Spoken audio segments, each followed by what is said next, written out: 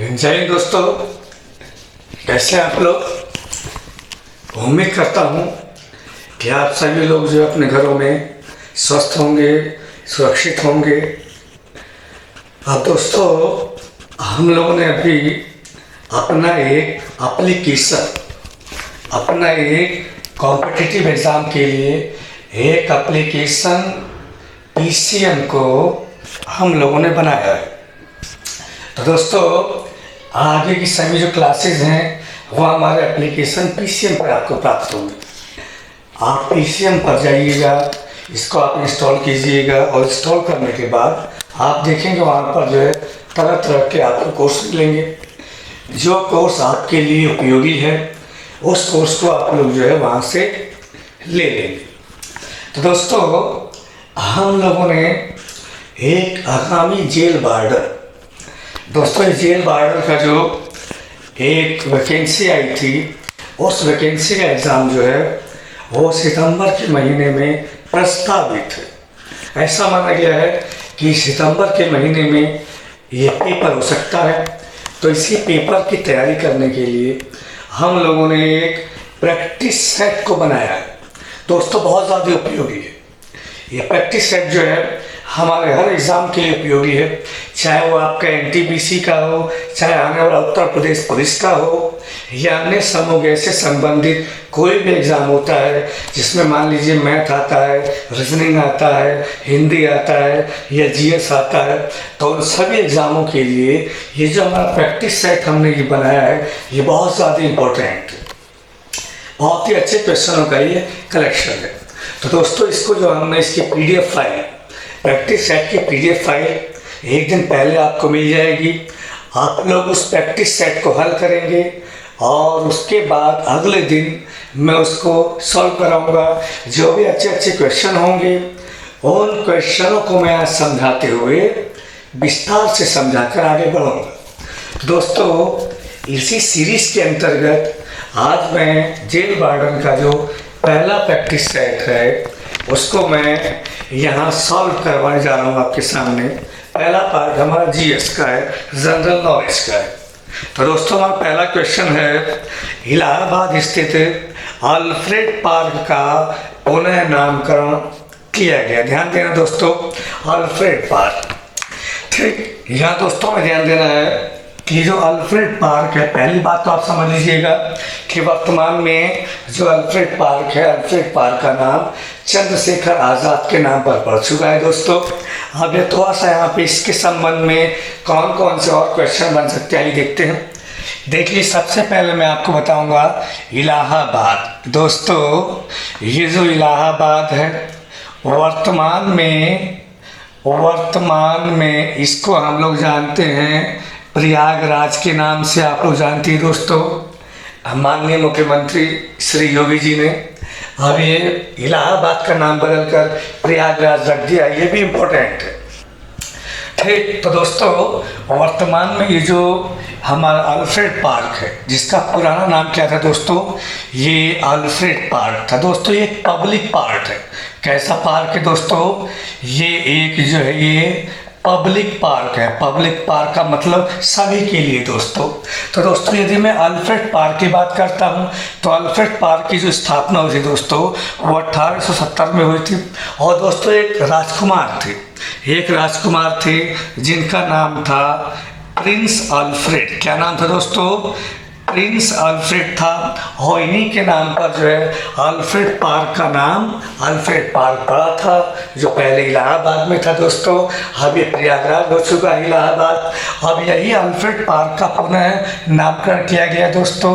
और इसका नाम दोस्तों क्या हो चुका है, इसका नाम दोस्तों हो चुका है चंद्रशेखर आज़ाद पार्क। वर्तमान में नाम क्या हो चुका है, चंद्रशेखर आज़ाद पार्क। इसको आप ध्यान दीजिएगा। अगर मैं बात करता हूँ चंद्रशेखर आज़ाद की, तो दोस्तों चंद्रशेखर आज़ाद का जो जन्म हुआ था वो 1906 में हुआ था। और ये जो वीर गति को प्राप्त हुए थे, देश को आज़ाद कराने के लिए जो इन्होंने लड़ाई लड़ी थी, उस लड़ाई में इस प्रयागराज के ही अल्फ्रेड पार्क में ये 1931 में दोस्तों शहीद हुए थे। इस बात को आप लोग ध्यान रखेंगे। तो दोस्तों चंद्रशेखर आज़ाद के बारे में एक बात और ध्यान रखना, इन्होंने हिंदुस्तान सोशलिस्ट आर्मी के नाम से एक पार्टी का गठन भी किया था, जिसका मुख्य कार्य जो था वो देश की आज़ादी के लिए लड़ना था। दोस्तों इसको ध्यान देंगे आप लोग। हिंदुस्तान सोशलिस्ट रिपब्लिकन आर्मी, नाम क्या है दोस्तों? Hindustan socialist Republican army. इस नाम से दोस्तों चंद्रशेखर आज़ाद ने एक आर्मी का गठन किया था और इसने जो है दोस्तों देश की आज़ादी की लड़ाई में भाग लिया था। तो ये हमारे क्वेश्चन यहाँ से बन सकते हैं। एक क्वेश्चन के संबंध में जितने क्वेश्चन बन सकते हैं सारी बातें आपको यहाँ समझाई जाएगी। आइए देखते हैं अगला क्वेश्चन। अगला हमारा क्वेश्चन है दोस्तों कि उत्तर प्रदेश विधान परिषद की संपूर्ण सदस्य संख्या कितनी है? दोस्तों उत्तर प्रदेश विधान परिषद के सदस्यों की संपूर्ण संख्या कितनी? दोस्तों मैं सबसे पहले आपको ये बात समझाना चाहूँगा कि उत्तर प्रदेश क्या है दोस्तों? उत्तर प्रदेश एक राज्य है। और दोस्तों राज्यों में क्या होता है? राज्यों में विधानमंडल होता है। राज्यों को शासन को चलाने के लिए विधानमंडल होता है दोस्तों। अब ये विधानमंडल के दो भाग होते हैं दोस्तों। एक होता है ये विधानसभा और एक होता है दोस्तों विधान परिषद। इसको आप लोग ध्यान दें दोस्तों।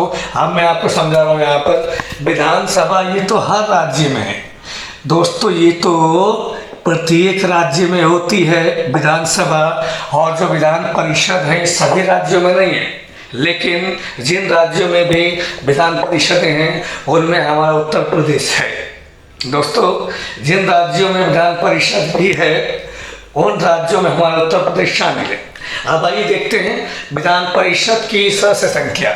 यदि मैं इसकी बात करता हूं कि विधान परिषद में सदस्य संख्या कितनी होनी चाहिए दोस्तों, तो एक नियम बना हुआ है कि जो विधानसभा, जो उसी राज्य की विधानसभा सदस्य संख्या है उसका 1/3 से अधिक नहीं होगी, 1/3 से अधिक नहीं होगी, और कम से कम 40 होगी। ध्यान दिया दोस्तों, यहाँ कुछ राज्य अपवाद भी हैं, उनकी हम बात नहीं कर रहे हैं यहाँ पर। ठीक, यानी कि विधान परिषद के सदस्यों की संख्या उसी राज्य के विधानसभा के सदस्यों की संख्या के 1/3 से अधिक नहीं हो सकती और कम से कम 40 हो सकती है, लेकिन इसमें कुछ अपवाद भी है, उनकी हम बात नहीं करेंगे दोस्तों। यदि मैं बात करता हूँ उत्तर प्रदेश के विधानसभा में, तो दोस्तों उत्तर प्रदेश के विधानसभा में कुल सदस्यों की संख्या 403 + 1 = 404 होती है दोस्तों।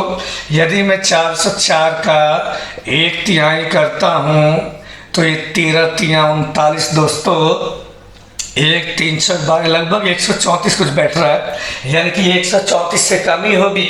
तो दोस्तों उत्तर प्रदेश विधान परिषद में अगर मैं बात करता हूँ उत्तर प्रदेश विधान परिषद में, तो उत्तर प्रदेश विधान परिषद में सदस्यों की संख्या दोस्तों कितनी है? ये 100 है। इस बात को आप लोग ध्यान देना है। किसी भी राज्य में विधान परिषद में सदस्यों की संख्या उसी राज्य के विधानसभा के कुल सदस्यों की संख्या के 1/3 से अधिक नहीं हो सकती और कम से कम जो है 40 हो सकती है। यहाँ पे कुछ अपवाद भी हैं, मैं उनकी बात नहीं कर रहा हूँ। फिलहाल उत्तर प्रदेश के विधान परिषद सदस्यों की संख्या यहाँ पर कितनी दोस्तों? 100 है। आइए हम बात करते हैं अगले क्वेश्चन की। अगला क्वेश्चन, उत्तर प्रदेश में कितने जलवायु क्षेत्र पाए जाते हैं दोस्तों? उत्तर प्रदेश में कुल 9 जलवायु क्षेत्र पाए जाते हैं, कृषि से संबंधित है। देखिए दोस्तों, कृषि यानी कि जो कृषि होती है वो दोस्तों जलवायु पर आधारित होती है।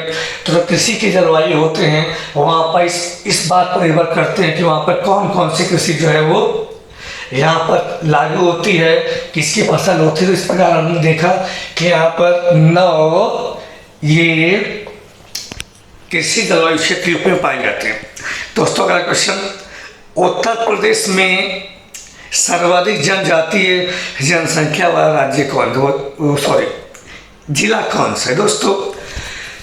ये जनजातीय लोग वो लोग होते हैं जो जंगलों में रहते हैं, जिनका समाज से टच बहुत कम होता है। जो लोग जंगलों में रहते हैं या इधर उधर जो है घूमते रहते हैं, कोई स्थायी घर नहीं होता, आप लोगों ने देखा होगा। तो ऐसे लोगों को जो है जनजातीय लोगों में हम लोगों ने शामिल किया है। फिर यदि मैं यूपी की बात करता हूँ तो यूपी में सर्वाधिक जो है जनजातीय वाला जनपद जिला है वो हमारा सोनभद्र। इस बात को ध्यान रखिएगा, बहुत ही इंपॉर्टेंट क्वेश्चन है। आइए देखते हैं अगला क्वेश्चन, हाइड्रोपोनिक्स। दोस्तों इसको समझिएगा, बहुत ही अच्छा है ये हाइड्रोपोनिक्स। दोस्तों एक बात समझेंगे आप लोग, हाइड्रो का मतलब यहाँ जल से होता है। दोस्तों आप लोग जानते हैं हाइड्रो का मतलब जल होता है, हाइड्रोपोनिक्स यानी कि एक ऐसी खेती जो पूर्णतः जल पे आधारित होती है। दोस्तों यहाँ विकल्प दिए गए हैं, जो यहाँ पर जो विकल्प दिए गए हैं कि हाइड्रोपोनिक्स क्या है। मृदा विहीन पादप संवर्धन, ठीक, पादप में कलम लगाना, सब्जियों का अध्ययन, जल संरक्षण। दोस्तों तो इस बात को आप ध्यान देना है कि हाइड्रोपोनिक्स एक प्रकार की कृषि है, और ये कृषि कैसी है कि इस कृषि में केवल जल और पोषक तत्वों की आवश्यकता होती है। दोस्तों यहाँ जमीन की आवश्यकता बिल्कुल नहीं होती है। दोस्तों यहाँ जमीन की आवश्यकता नहीं है, यानी कि एक ऐसी खेती जहाँ पर जल की और ये पोषक तत्वों की आवश्यकता होती है, जमीन की अर्थात मिट्टी की आवश्यकता नहीं होती है।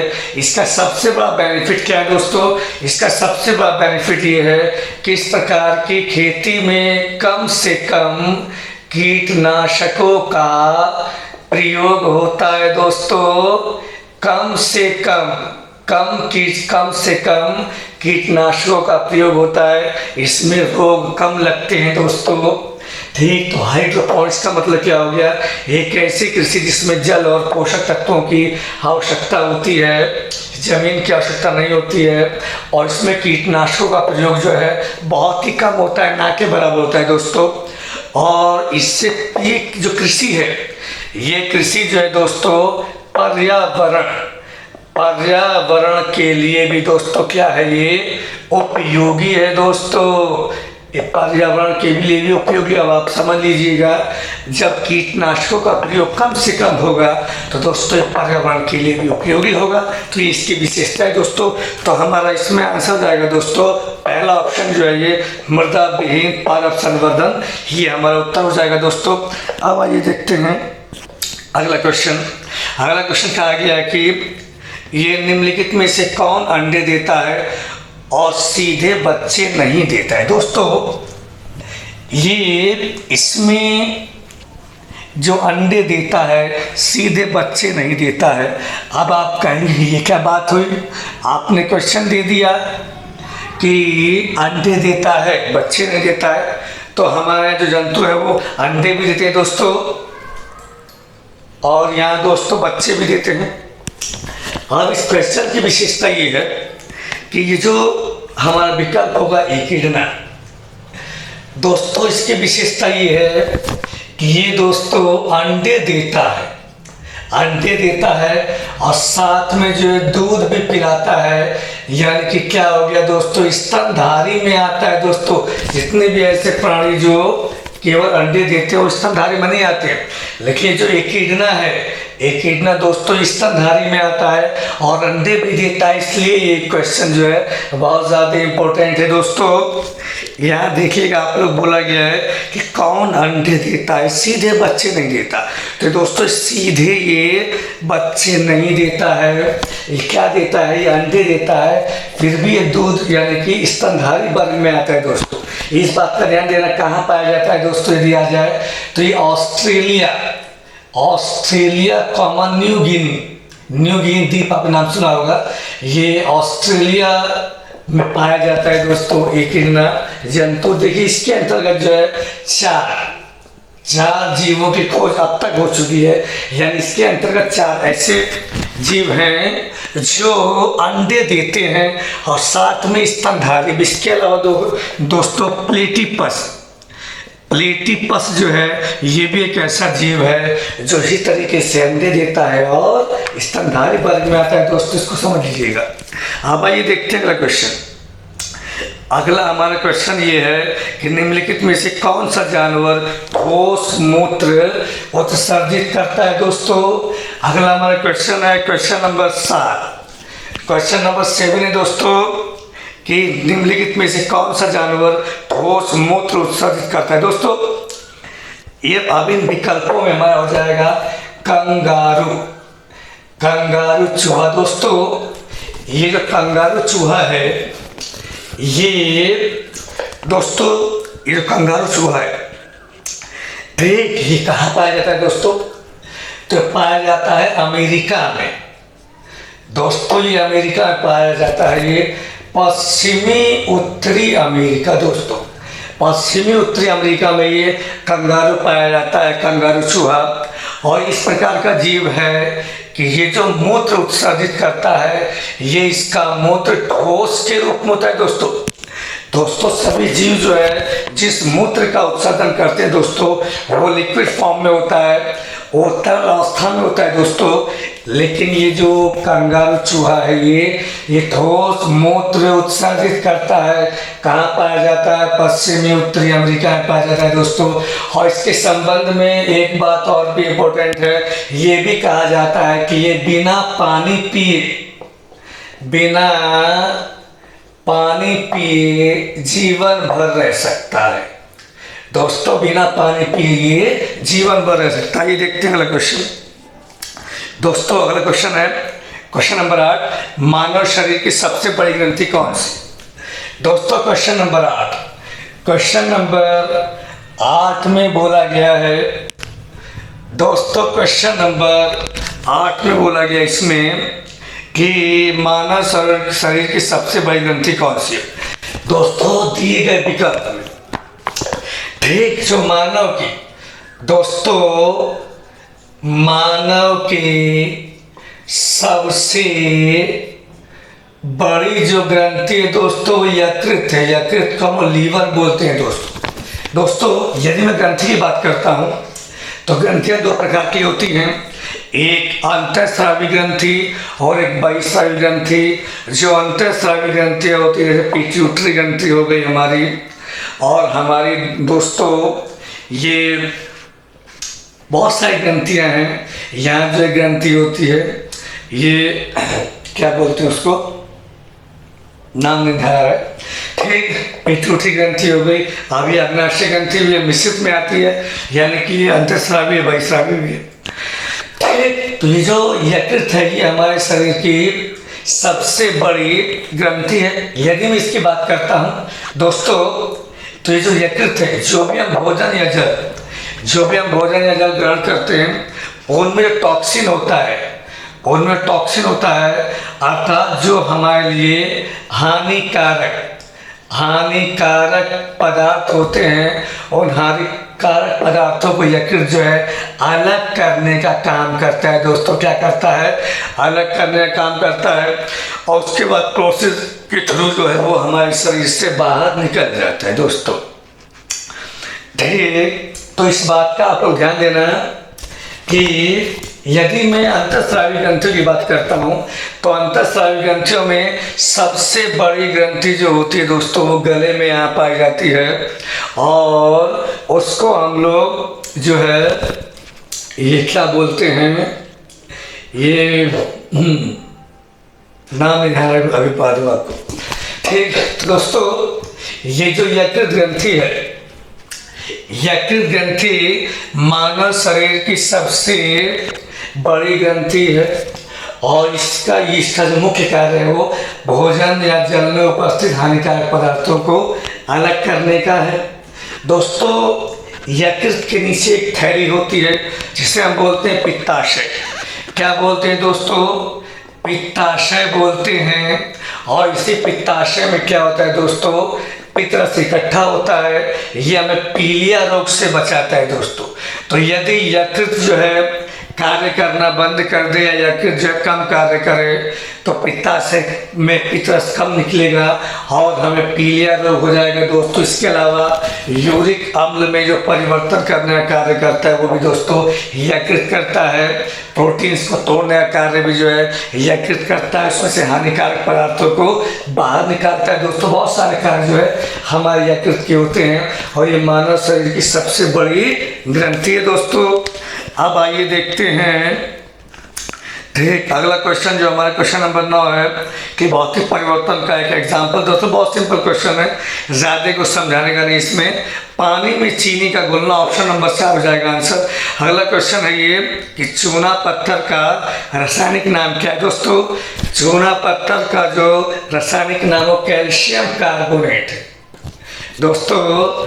चूना पत्थर का जो रासायनिक नाम है उसको हम बोलते हैं कैल्शियम कार्बोनेट।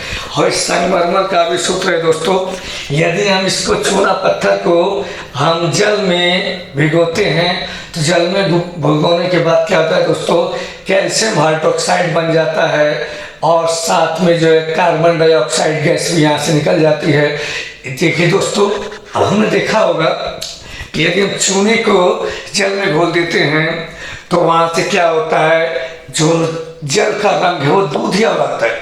तो दूधिया जो इसी रिएक्शन की वजह से होता है दोस्तों, ध्यान देना। अब आइए देखते हैं अगला क्वेश्चन, क्वेश्चन नंबर 11 में कहा गया है कि भारत में हरित क्रांति से कौन कौन से राज्य लाभान्वित हुए हैं दोस्तों। पहली बात तो आप ये समझिएगा हरित क्रांति होती क्या है दोस्तों। हरित क्रांति का संबंध जो है वो कृषि से है, यानी कृषि के क्षेत्र में ड्रामेटिकल चेंज, कृषि के क्षेत्र में उत्पादन में भारी मात्रा में परिवर्तन, वही हमारा क्या है, वही हमारा हरित क्रांति दोस्तों। हरित क्रांति के अंतर्गत हम लोगों ने क्या किया, हम लोगों ने उन्नत प्रकार के यानी कि अच्छे प्रकार के बीजों को डेवलप किया और हमने यहाँ पे अच्छे प्रकार के जो है उर्वरकों का प्रयोग किया, जिसके तहत जो हमारी कृषि बहुत ही अच्छी हो गई और इसी को हमने नाम दिया हरित क्रांति है दोस्तों। यदि मैं पूरे विश्व की बात करता हूँ तो पूरे विश्व में नॉर्मन ई बोरलॉग को जो है ये हरित क्रांति का जनक माना जाता है। यदि मैं भारत की बात करता हूँ तो भारत में दोस्तों हरित क्रांति का जो जनक माना गया है वो स्वामी यानी कि एम.एस. नाथन, ये एम.एस. स्वामीनाथन को जो है माना गया है दोस्तों। किसको माना गया है, स्वामीनाथन को माना गया है दोस्तों। इस बात को आप लोग ध्यान देना। भारत में हरित क्रांति के जो जनक हैं किससे माना गया है, स्वामीनाथन को माना गया है दोस्तों। और हमारे देश में हरित क्रांति का जो सबसे ज़्यादा प्रभाव पड़ा था दोस्तों वो गेहूं की खेती पर पड़ा था। किसकी खेती पर पड़ा था दोस्तों, गेहूं की खेती पर पड़ा था। इसको आप लोग ध्यान दीजिएगा। तो दोस्तों यहाँ पर लाभ हुआ है, यहाँ पे सबसे ज़्यादा लाभ पंजाब को हुआ, सबसे ज़्यादा लाभ हरियाणा को हुआ और सबसे ज़्यादा लाभ पश्चिमी उत्तर प्रदेश को हरित क्रांति का लाभ मिला है दोस्तों। तो हमारा ऑप्शन क्या हो जाएगा दोस्तों, आप दिए गए क्वेश्चनों में हमारा ऑप्शन हो जाएगा ऑप्शन नंबर सी। ठीक दोस्तों, पंजाब हरियाणा पश्चिम उत्तर प्रदेश। आइए देखते हैं अगला क्वेश्चन है, क्वेश्चन नंबर 12। बजट क्या है, बजट एक लेखपत्र दोस्तों। बजट का मतलब ये होता है कि सरकार जो है एक आइडिया लगाती है कि हमारे पास इतना पैसा है और हमें ये पैसा एक साल में इन चीज़ों पे खर्च करना है, यहाँ से इतना इनकमिंग होना है, इतना आना है, इतना जाना है दोस्तों। पूरे एक साल का लेखा जोखा होता है। जैसे आप लोगों ने बजट को सुना भी होगा कि हमने रक्षा पर इतने करोड़ रुपए खर्च किए हैं, स्वास्थ्य सेवाओं में इतना खर्च किया है, हमने सेना पर इतना खर्च किया है, या जो कृषि है और पर इतना खर्च किया गया है। तो पूरा ये जो एक साल का लेखा जोखा होता है दोस्तों, ये बजट के अंतर्गत आता है दोस्तों। यदि बात करता हूँ बजट, अब ये बजट का अर्थ क्या है? तो बजट का अर्थ होता है चमड़े का थैला। दोस्तों चमड़े का थैला, पहली बार जो बजट पेश किया गया था वो चमड़े के थैले में ब्रीफकेस में लाया गया था। तो दोस्तों वहीं से इसका नाम जो है बजट पड़ गया दोस्तों। तो यहाँ जो हमारा ऑप्शन होगा सरकार की राजकोषीय नीति, यानी ऑप्शन नंबर 3। अब दोस्तों यदि हम बात करते हैं क्वेश्चन नंबर 13, क्वेश्चन नंबर 13 में कहा गया है मोहम्मद गौरी ने जयचंद्र को किस युद्ध में पराजित किया था? तो दोस्तों मोहम्मद ने जयचंद्र को पराजित किया था 1194 में, और इस युद्ध का नाम था चंदावर का युद्ध। दोस्तों क्या नाम था? चंदावर का युद्ध। इससे पहले मोहम्मद गौरी ने, ध्यान देना, पृथ्वीराज चौहान के साथ जो है 2 युद्ध लड़े हैं, जिसका नाम था तराइन का पहला युद्ध, और तराइन का जो पहला युद्ध हुआ था 1191 में हुआ था। तराइन का जो दूसरा युद्ध हुआ था वो 1192 में हुआ था दोस्तों। तराइन के पहले युद्ध में पृथ्वीराज चौहान ने मोहम्मद गौरी को हराया था, और दूसरे युद्ध में मोहम्मद गौरी ने पृथ्वीराज चौहान को हरा दिया था। तराइन का द्वितीय युद्ध 1192 में हुआ था। अब दोस्तों इस युद्ध में तो ये जयचंद्र ने साथ दिया था। इस युद्ध में क्या दिया था? जयचंद्र ने मोहम्मद गौरी का साथ दिया था, लेकिन आपस में विवाद होने की वजह से 1194 में मोहम्मद गौरी और जयचंद्र के बीच में युद्ध हुआ, जो युद्ध चंदावर का युद्ध कहा जाता है उसको, और यहाँ मोहम्मद गौरी ने जयचंद्र को पराजित कर दिया था। आइए देखते हैं अगला क्वेश्चन, क्वेश्चन नंबर 14 ये कि युद्ध जिसमें भारत में मुस्लिम शक्ति की स्थापना हुई। दोस्तों तराइन का जो द्वितीय युद्ध था, तराइन के द्वितीय युद्ध 1192 में हुआ था, और इसमें पृथ्वीराज चौहान को हराकर मोहम्मद गौरी ने भारत में मुस्लिम शासन की स्थापना की थी, ऐसा इतिहासकार मानते हैं दोस्तों। तो हमारा ऑप्शन नंबर ये 2 हो जाएगा, तराइन का द्वितीय। ठीक दोस्तों अगला क्वेश्चन, क्वेश्चन 15, किस मुस्लिम शासक ने सिक्कों पर देवी लक्ष्मी की आकृति बनी है? दोस्तों मोहम्मद गौरी इसका आंसर होगा। दोस्तों 16 क्वेश्चन का आंसर नंबर 2 होगा फिरोज तुगलक। दोस्तों क्वेश्चन नंबर 17 हमारा ये, जो भी क्वेश्चन समझने वाले हैं उसको मैं जो है डिटेल से यहाँ पे आपके सामने जो है समझाते हुए मैं यहाँ आगे बढ़ने वाला हूँ। दोस्तों अगला क्वेश्चन हमारा ये है कि हाथी दांत का पैमाना हड़प्पी संदर्भ में। दोस्तों अब ये हाथी दांत का पैमाना, दोस्तों हाथी दांत का पैमाना, दोस्तों यदि मैं बात करता हूँ हाथी दांत का पैमाना, तो इसका संबंध दोस्तों सिंधु घाटी सभ्यता से है, यानी हड़प्पा सभ्यता से है। और दोस्तों अब ये हड़प्पा में जो लोथल, जो स्थान ये लोथल पाया गया है, वहां से इसके साक्ष्य मिले हैं, इसके प्रमाण मिले दोस्तों यहाँ जो दिए गए विकल्प है, इन दिए गए विकल्प में ये जो लोथल है ये हमारा आंसर जाएगा दोस्तों। अब ये लोथल के संबंध में कुछ और हम क्वेश्चन देखते हैं दोस्तों। ये जो लोथल स्थान है ये गुजरात राज्य में है। अब ये गुजरात राज्य में जो भाला क्षेत्र है, गुजरात राज्य में जो भाला क्षेत्र है उसी क्षेत्र के अंतर्गत ये लोथल आता है। और दोस्तों पुरातत्व विभाग द्वारा जो इसकी खोज की गई थी 1954 में दोस्तों। तो ये लोथल के संबंध में कुछ हमारे महत्वपूर्ण क्वेश्चन बनते हैं, जिसको मैंने आपको यहाँ पे समझा दिया। आइए देखते हैं अगला क्वेश्चन।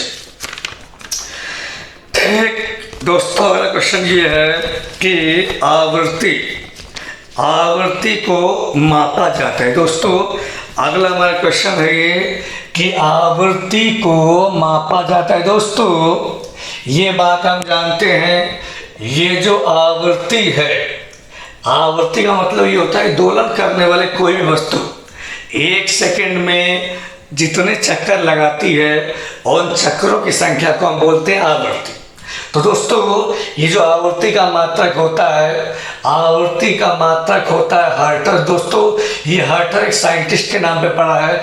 इसके मात्रक को हम लोग ऐसे भी कह सकते हैं कंपन प्रति सेकेंड, कंपन प्रति सेकेंड या दोलन प्रति सेकेंड, यानी कि 1 सेकेंड में जितने कंपन करती है, चक्कर लगाती है, वो उसकी आकृति होती है, यानी चक्कर प्रति सेकेंड भी इसको हम कह सकते हैं। दोस्तों इसका मात्रक हर्ट्ज होता है। यदि मैं किसी भी तरंग की चाल और आवृत्ति की बात करता हूँ तो तरंग की चाल v बराबर n लैम्डा होता है। दोस्तों यहाँ पे n क्या है दोस्तों, ये n इसकी आवृत्ति होती है, और दोस्तों लैम्डा क्या है, लैम्डा इसका तरंग दैर्घ्य है। अब दोस्तों तरंग दैर्घ्य क्या होता है, तरंग दैर्घ्य का मतलब होता है ये कि समान कला में स्थित दो निकटतम बिंदुओं के बीच की दूरी क्या होती है दोस्तों, तरंग दैर्घ्य होती है। यदि किसी तरंग का मैंने ग्राफ बना दिया तो यहाँ से यहाँ तक की दूरी को हम क्या बोलेंगे, तरंग दैर्घ्य बोलेंगे दोस्तों। और ये चाल होती है दोस्तों। यदि मैं आवृत्ति की बात करता हूँ तो आवृत्ति होता है 1 बटे आवर्तकाल, यानी 1/t। दोस्तों इसको हमें ध्यान देना है दोस्तों, यानी कि इसको हम इस तरीके से भी इसको हम फार्मूले को पढ़ सकते हैं दोस्तों। तो दोस्तों हमने यहाँ पर देखा कि आवृत्ति का मात्रक हर्ट्ज होता है, यानी कि कंपन प्रति सेकंड में हम इसको बोल सकते हैं। आवृत्ति और चाल में v बराबर n लैम्डा का संबंध होता है दोस्तों। अब आइए देखते हैं अगला क्वेश्चन। अगला क्वेश्चन हमारा ये है, जूल ऊर्जा से उसी तरीके से संबंधित है जैसे पास्कल। दोस्तों ये जो ऊर्जा है, ऊर्जा का मात्रक जूल होता है, ठीक दोस्तों। उसी प्रकार ये जो पास्कल है, पास्कल मात्रक होता है दाब का। दोस्तों ये जो पास्कल है, पास्कल मात्रक किसका है दोस्तों, दाब का मात्रक है दोस्तों, इसको ध्यान देना। और देखिए दोस्तों दाब P बराबर होता है बल बटे क्षेत्रफल, यानी कि एकांक क्षेत्रफल पर लगने वाला जो बल है वही दाब होता है दोस्तों, इसको ध्यान देंगे आप लोग। और दोस्तों इसको ये यांत्रिक दाब हो गया। यदि मैं द्रव की दाब की बात करूँ तो P बराबर HdG होता है दोस्तों। जैसे मान लीजिए कोई वस्तु यहाँ पे डूबी हुई है, यहाँ से इसकी ऊंचाई ले लेंगे, D इसका डेंसिटी है और G पृथ्वी का गुरुत्वाकर्षण है दोस्तों। तो दाब का मात्रक न्यूटन प्रति मीटर स्क्वायर भी होता है, दाब का मात्रक पास्कल भी होता है।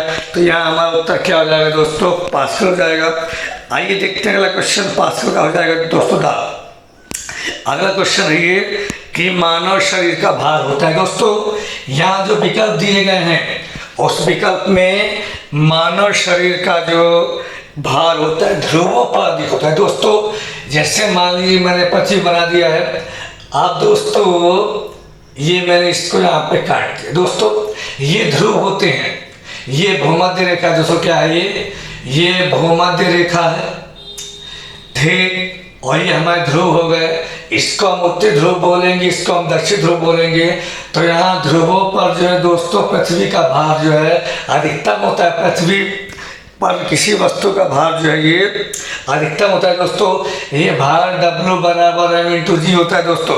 यहाँ मानव शरीर की बात की गई है। यहाँ पे जो m जो होता है वो मात्रा होती है, किसी वस्तु की मात्रा m होती है, और जो g होता है पृथ्वी का गुरुत्वाकर्षण। अब दोस्तों ध्रुवों पर g का मान अधिक होता है।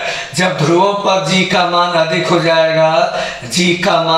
जाएगा, तो यहाँ वस्तु या मानव का भार भी दोस्तों अधिक हो जाएगा। इसके अलावा ध्यान देंगे दोस्तों, यदि हम पृथ्वी की सतह से ऊपर जाएंगे या पृथ्वी की सतह से नीचे जाएंगे तो वहां भी किसी वस्तु का भार दोस्तों घट जाता है। यदि हम पृथ्वी के केंद्र पे चले जाएं, केंद्र पर जी का मान दोस्तों 0 आता है। यदि मैं पृथ्वी के केंद्र की बात करता हूं तो केंद्र पर जी का मान दोस्तों 0 होगा। तो यहाँ हमारा भार भी दोस्तों क्या हो जाएगा, 0 हो जाएगा। इस बात को ध्यान देना है, पृथ्वी के केंद्र पर किसी वस्तु का भार 0 रहता है दोस्तों। तो यहाँ दिए गए विकल्प में हमारा उत्तर हो जाएगा उत्तर नंबर 1। आइए देखते हैं क्वेश्चन। किस वैज्ञानिक ने सबसे पहले खोज किया कि पृथ्वी सूर्य की चारों परिक्रमा करती है? तो दोस्तों सबसे पहले कोपरनिकस ने बताया कि पृथ्वी सूर्य के चारों ओर परिक्रमा करती है। हमारा ऑप्शन नंबर सी हो जाएगा दोस्तों। आइए देखते हैं क्वेश्चन नंबर 22 में कहा गया कर्क रेखा किन राज्यों से होकर गुजरती है। दोस्तों अगला हमारा क्वेश्चन है कि कर्क रेखा किन राज्यों से होकर गुजरती है। दोस्तों ये जो कर्क रेखा है, कर्क रेखा भारत में 8 राज्यों से होकर गुजरती है। कर्क रेखा भारत में 8 राज्यों से होकर गुजरती है और इन 8 राज्यों में दिए गए विकल्प में बिहार है। लेकिन दोस्तों हम जानते हैं कि बिहार से झारखंड अलग हो गया है, तो वर्तमान में ये कर्क रेखा दिए गए विकल्प में से झारखंड से होकर गुजरती है। इस बात को आप लोग ध्यान देना, यहाँ ब्रैकेट में बिहार झारखंड भी दिया गया है, तो ये हमारा क्या हो जाएगा दोस्तों, ये हमारा दिए गए विकल्प में से उत्तर हो जाएगा। दोस्तों अब यहाँ पे एक बार समझ लीजिएगा कर्क रेखा होता क्या है। दोस्तों जैसे ये हमारी पृथ्वी का हमने ग्लोब बना दिया, ये हमारी हो गई भूमध्य रेखा। क्या हो गई दोस्तों, ये भूमध्य रेखा हो गई। अब इसी भूमध्य रेखा मतलब पृथ्वी को 2 बराबर भागों में बांटने वाला, यदि इसी भूमध्य रेखा में यदि मैं 23.5 डिग्री, दोस्तों 23.5 डिग्री उत्तरी अक्षांश रेखा की बात करता हूं। दोस्तों ऐसे जो रेखाएं होंगी, ये रेखाएं हमारी कैसी हैं, ये रेखाएं हमारी अक्षांश रेखाएं हैं। और दोस्तों ऐसी रेखाएं जो हम बनाएंगे, इस तरीके से हम बनाएंगे तो देशांतर रेखा हो जाएंगी। दोस्तों तो यदि कोई रेखा पृथ्वी से 23.5 डिग्री उत्तर में, दोस्तों यहाँ से जो ऊपर का भाग उसको हम उत्तरी ध्रुव बोलते हैं, तो यदि कोई अक्षांश रेखा भूमध्य रेखा के उत्तर में है तो उत्तरी अक्षांश कहलाई, और यदि वो 23.5 डिग्री पर है तो उसी उत्तरी अक्षांश को दोस्तों हम बोलते हैं कर्क रेखा। और यदि वो 23.5 डिग्री पर दक्षिणी अक्षांश में है तो ये दोस्तों कहलाएगी ये मकर रेखा। दोस्तों मकर रेखा कहलाएगी। तो दोस्तों पृथ्वी पर हम लोगों ने ग्लोब पर जो है ये 5 मुख्य रेखाओं को दर्शाया है, 1 2 3 4 5। इनमें से दक्षिणी व्रत रेखा हो गई है, ये उत्तरी व्रत रेखा हो गई दोस्तों, ये भूमध्य रेखा हो गई, ये कर्क रेखा हो गई और ये मकर रेखा हो गई। दोस्तों इन 5 रेखाओं में हमारी कर्क रेखा भी शामिल है। इसको आप लोग ध्यान दीजिएगा, 23.5 डिग्री उत्तरी अक्षांश को हम जो है कर्क रेखा कहते हैं। दोस्तों इसको आप ध्यान दीजिएगा, इससे बहुत इंपॉर्टेंट क्वेश्चन है ये। अब आइए देखते हैं अगला क्वेश्चन।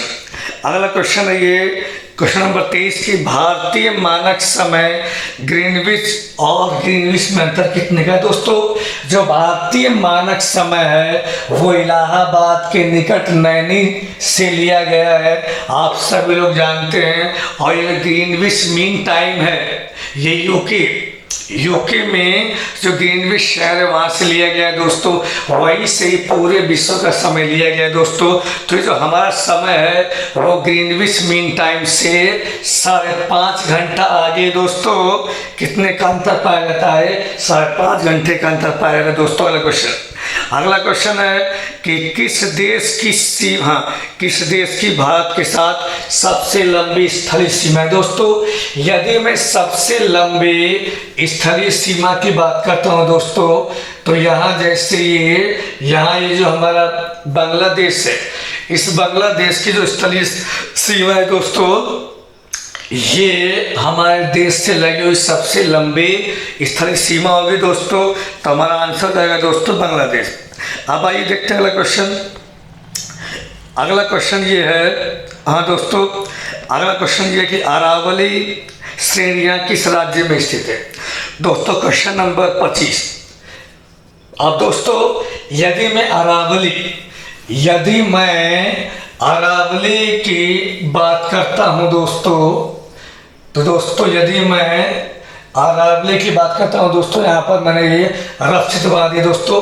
तो जो अरावली है ये गुजरात, हरियाणा और दोस्तों ये राजस्थान और ये दिल्ली दोस्तों, चार राज्य मुख्य हैं ये, गुजरात, हरियाणा, राजस्थान और दोस्तों दिल्ली।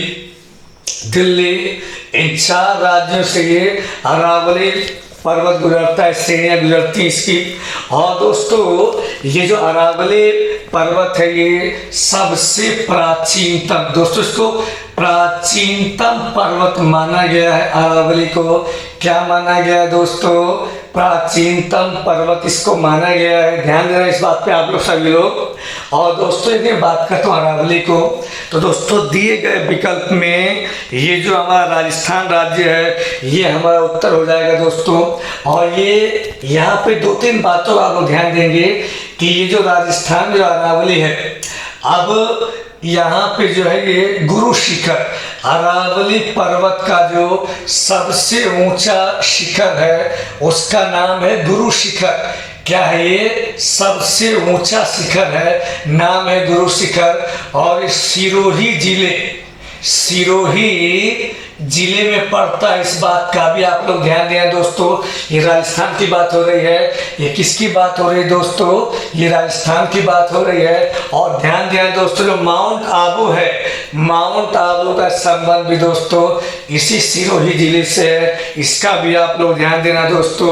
और यहीं पर एक जैन धर्म का प्रसिद्ध मंदिर भी है दोस्तों, इसको भी आप लोग ध्यान देंगे। बहुत ही इंपॉर्टेंट क्वेश्चन यहाँ से निकलते हैं दोस्तों। इसके अलावा अगर हम दिल्ली की बात करें तो रायसेन हिल जो इसी से संबंधित है। और यदि हम बात करें संसद भवन की तो वो भी इसी पर्वत श्रृंखला से संबंधित है। तो इन बातों को हम लोग यहाँ पे ध्यान देंगे, बहुत ही इंपॉर्टेंट बातें हैं। आइए देखते हैं अगला क्वेश्चन। अगला क्वेश्चन है बैरन द्वीप स्थित है। दोस्तों यदि मैं बात करता हूँ बैरन द्वीप की, दोस्तों बहुत ही ध्यान समझना, एक एक चीज को मैं यहाँ पे आपको समझाते हुए आगे बढ़ूँगा दोस्तों। ये हमारा ये भारत का मैं ये कौन सा हिस्सा है दोस्तों? ये मैं दक्षिण स्थली है, ये पूर्वी हो गया दोस्तों। यहाँ पे बंगाली खाड़ी, दोस्तों क्या है ये? यहाँ पे ये बंगाली खाड़ी, और बंगाली खाड़ी में दोस्तों यहाँ द्वीप है जिसका नाम है अंडमान निकोबार द्वीप समूह। तो दोस्तों अंडमान निकोबार द्वीप समूह में भी ये जो अंडमान है, अंडमान निकोबार द्वीप समूह में भी ये जो अंडमान है, अंडमान के अंतर्गत क्या आता है दोस्तों? ये बैरन द्वीप आता है दोस्तों, बैरन द्वीप आता है। ये अंडमान के सबसे पूर्वी, अंडमान के ये पूर्वी द्वीपों में है। कौन से द्वीपों में है ये? पूर्वी द्वीपों में है दोस्तों। और इसकी विशेषता क्या है? ये भारत का एकमात्र सक्रिय ज्वालामुखी है दोस्तों। क्या है ये? सक्रिय ज्वालामुखी। इस पे ध्यान देना। 2005 में यहाँ पर विस्फोट हुआ था दोस्तों। क्या हुआ था? इसमें विस्फोट हुआ था और ये लगातार अब तक भी जो इसमें से लावा निकल रहा है, इस बात को आप लोग ध्यान देना। तो बैरन द्वीप कहाँ होगा? बैरन द्वीप अंडमान में होगा। इसके संबंध में जो हमारे क्वेश्चन बन सकते हैं, सारे क्वेश्चन को मैंने यहाँ पे आपको समझा दिया है। जो भी आंसर सकते हैं, जो भी क्वेश्चन बन सकते हैं, सारी बातों को मैंने यहाँ पे आपको समझा दिया है। अब आइए देखते हैं अगला क्वेश्चन। अगला क्वेश्चन है ये तमिलनाडु और आंध्र प्रदेश के तट का नाम क्या है दोस्तों? तमिलनाडु और आंध्र प्रदेश के तट का नाम क्या है दोस्तों? अब दोस्तों हम यहाँ पे देखते हैं कि ये दोस्तों जैसे मैंने यहाँ पर ये भारत के इस हिस्से को बनाया है। यदि मैं यहाँ पर ध्यान दूंगा, यदि मैं यहाँ पर ध्यान दूं तो दोस्तों यहाँ पे पड़ता है, क्या पड़ता है दोस्तों? ये पड़ता है हिंद महासागर। सब लोग जानते हैं दोस्तों क्या पड़ता है? हिंद महासागर। और ये दोस्तों क्या है? ये है बंगाल की खाड़ी दोस्तों, ये है बंगाल खाड़ी। तो दोस्तों बंगाल की खाड़ी और हिंद महासागर, इसके बीच का ये जो तटीय भाग है, इसी तटीय भाग को हम दोस्तों क्या बोलते हैं? इसको हम बोलते हैं कोरोमंडल। और इसी कोरोमंडल के अंतर्गत दिए गए विकल्प में से तमिलनाडु, तमिलनाडु और ये जो आंध्र प्रदेश है, ये दो आते हैं दोस्तों। तो दोस्तों हम यहाँ समझ लेंगे दिए गए विकल्प से कि तमिलनाडु और आंध्र प्रदेश के तट को हम क्या बोलते हैं दोस्तों। इसको हम बोलते हैं दोस्तों ये कोरोमंडल तट, और इसको हम ऐसा ही बोल सकते हैं दक्षिणी पूर्वी जो तट है, इसी तट का नाम क्या है दोस्तों, कोरोमंडल तट है। और ध्यान दिया दोस्तों, कोरोमंडल तट। दोस्तों यहाँ पे जो एक इसको ध्यान देना, ये वास्तव में जो कोरोमंडल तट नाम दिया है, ये वास्तव में इसका जो वास्तविक नाम था वो था चोलोमंडल तट। दोस्तों चोलोमंडल तट ये इसका वास्तविक नाम था, और इसका नाम चोलोमंडल तट कैसे है, जो तमिल लोग हैं उसको चोलोमंडल तट बोलते हैं। इस चोलोमंडल तट का मतलब है चोल शासकों का क्षेत्र। दोस्तों चोलोमंडल का मतलब क्या है, चोल शासकों का क्षेत्र, ये चोलोमंडल कहलाए। लेकिन जब यहाँ पे कौन आए, जब यहाँ पे पुर्तगाली आए, जब यहाँ पर दोस्तों पुर्तगाली आए और फ्रेंच लोग आए, तो उनसे चोलोमंडल नहीं बोला गया। इन लोगों ने क्या बोल दिया, इन लोगों ने अपनी भाषा में क्या बोल दिया, इन्होंने इसको बोल दिया कोरोमंडल तट। तभी से हम इसको कोरोमंडल के नाम से जानते हैं। दोस्तों इन बातों का हमें ध्यान देना होगा। अगला क्वेश्चन हमारा है, वास्को डिगामा कालीकट किस वर्ष में आया था। तो दोस्तों जो वास्को डिगामा कालीकट में आया था, तो वो दोस्तों आया था 1498 में। दोस्तों अब याद देखेंगे हम, यहाँ से भी कई क्वेश्चन यहाँ पे बनते हैं। वास्को डिगामा, दोस्तों वास्को डिगामा जो आया था वो 1498 AD है, 1498 ईस्वी में भारत आया था। और जब ये भारत आया था दोस्तों, यहाँ दिए गए विकल्प में 1498 होगा दोस्तों। और जब भारत आया था तो ये पहुंचा था कालीकट स्थान पर, और कालीकट स्थान पर जब पहुंचा था तो ये एक बंदरगाह पर पहुंचा था, और उस बंदरगाह का नाम था दोस्तों कप्पत डाबू। दोस्तों इसी बंदरगाह पर पहुंचता था। लेकिन हम लोग जो है ये ऐसा पढ़ते हैं कि कालीकट बंदरगाह पर पहुंचे। एक्चुअली में कालीकट तो एक स्थान है, इसी में जो मुख्य बंदरगाह था जहाँ पहुंचा था, उसका नाम था दोस्तों कप्पडाबू बंदरगाह। और इसका पथ प्रदर्शक कौन था, यही रास्ता दिखाने वाला था अब्दुल मनीक। कौन था दोस्तों, अब्दुल मनीक नामक एक पथ प्रदर्शक था, यानी कि जिसने जो है पथ प्रदर्शक यानी जिसने रास्ता दिखाया था। दोस्तों रास्ता दिखाने वाला कौन था, ये अब्दुल मनीक था। और वास्को डिगामा का स्वागत किसने किया, तो वास्को डिगामा का जो स्वागत किया था वो जमोरिन नामक जो है शासक ने किया था। इसको भी आप लोग जो है ध्यान दीजिएगा। अब अगला क्वेश्चन देखिएगा आप लोग, इलाहाबाद की संधि, क्वेश्चन नंबर ए पहला होगा इसका 29 का। अब 30 की बात करते हैं दोस्तों।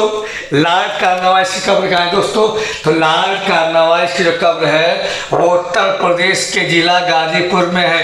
गाजीपुर के बारे में एक और देखिएगा आप लोग, गाजीपुर में अफीम की फैक्ट्री भी है दोस्तों।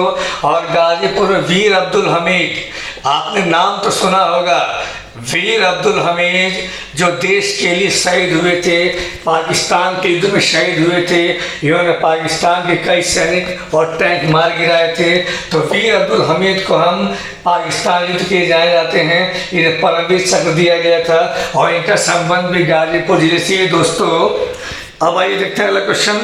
अगला क्वेश्चन है ये क्वेश्चन नंबर 31, चौथा विकल्प हो जाएगा। क्वेश्चन नंबर 32 देखते हैं दोस्तों। क्वेश्चन नंबर जो 32 है, अब ये 32 क्वेश्चन में हमसे बोला गया है दोस्तों कि ये निम्नलिखित में कलकत्ता में सर्वोच्च न्यायालय की स्थापना का प्रावधान किया गया। दोस्तों ये सर्वोच्च न्यायालय, दोस्तों ये जो सर्वोच्च न्यायालय है ठीक दोस्तों, सबसे पहले